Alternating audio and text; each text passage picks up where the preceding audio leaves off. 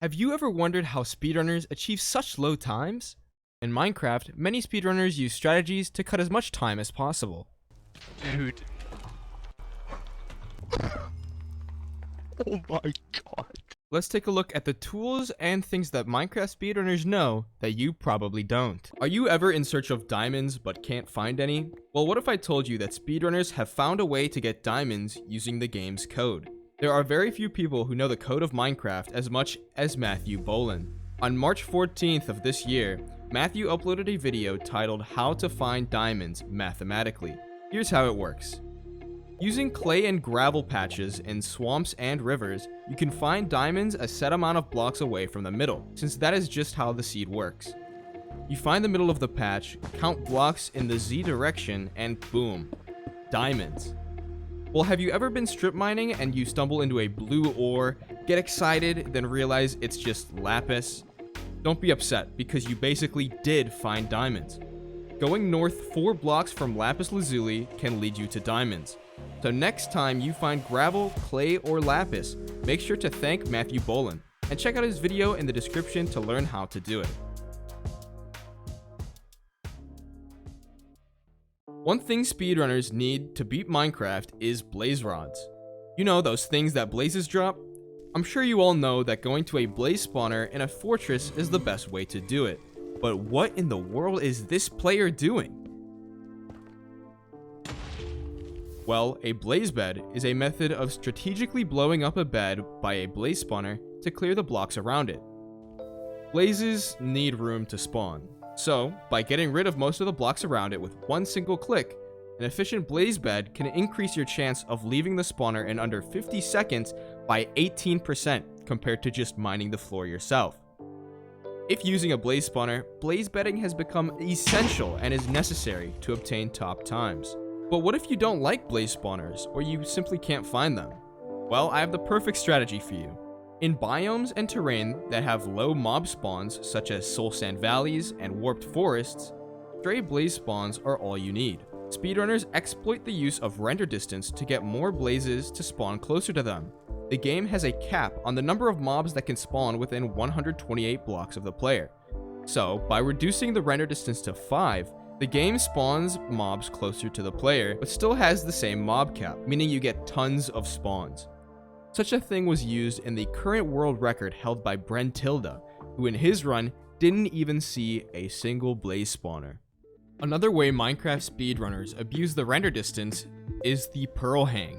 When you throw an ender pearl, it flies through the air as an entity. In my previous FSG world record, which is linked in the description below, I performed a pearl hang by killing an enderman pre-Bastion. Essentially, after throwing the pearl, the player turns down their render distance before it hits the ground, and the pearl just floats. It basically just freezes in midair, and you probably guessed it, but whenever you are done with your route, you can increase your render distance again, loading the ender pearl, and teleporting you from an enclosed location that would usually be pretty hard to get out of. There are many use cases for pearl hangs, making it one of the most versatile techniques in all of speedrunning. Not to mention, it's pretty cool. Speedrunners have been attempting to be as efficient as possible when trying to enter the Nether, and for so long, the answer was right under their noses. Literally. Buried treasure is a structure that spawns along beaches that has iron, diamonds, food, and even TNT. Usually you need to find a map from a ship to make your way over there, but what if I told you that speedrunners have recently figured out a way to find the treasure without a map at all? Sounds like they're cheating, I know. But just watch this. This speedrunner has their pie chart up, something in vanilla Minecraft. Using a specific setting, you can tell on the chart when a block entity is rendered on your screen. You know what else is a block entity? Chests. Because buried treasure always spawns on the 9-9 coordinate, this player locates the chunk and easily finds the treasure. By now, you may know that speedrunners use lava and water in buckets to make a portal to go to the Nether. But speedrunners have found a way to skip the use of a bucket entirely. Sometimes when a player has a magma ravine, but no iron, they can pull off a bucketless portal, and even an ironless one. This looks very complicated, but they essentially let water flow into an air pocket that they create with gravel and doors, and let the water mold the portal. The same can be done without flint and steel or an iron pickaxe, but you have to wait for the lava around you to light the wood on fire. Did you know that fossils in the Nether can help you teleport into the stronghold? Wacky, right? Well, animals, caves, and even trees can all give you information related to the stronghold. This is known as divine travel. Speedrunners use this information to build nether portals at certain coordinates that give them the best chance at spawning in the stronghold. Dude. This code was cracked by none other than Matthew Bolan. If you want to learn how to do this, make sure to check out his video in the description below and the many others that I have linked. We've covered fortresses, but what about bastions? The bastion is the most essential step of a good run. It gives you gold to obtain string for beds, obsidian to nether travel, fire resistance, and most importantly, ender pearls. The routes themselves are pretty straightforward, but finding bastions requires some hidden technology. E-raying. E-raying is the use of the E counter in the F3 screen to locate a bastion. E stands for entities, and bastions have a lot of them. By lowering one's FOV and scanning the area, players can notice a spike in the E counter and recognize the direction of a bastion, helping them set up the run for a good time.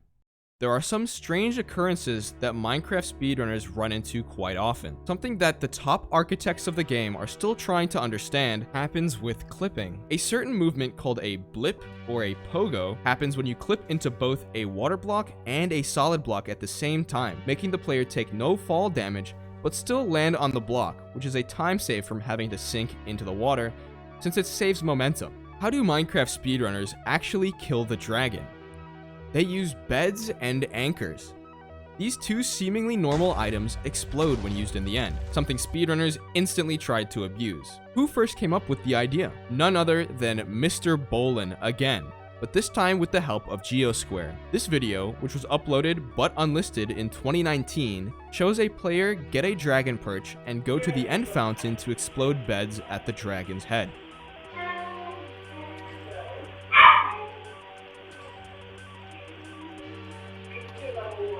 While they only got it to half health, this was the first ever recorded one cycle in the game. Today, top runners can easily kill the dragon using only 4 beds, or a mixture of 4 beds or anchors.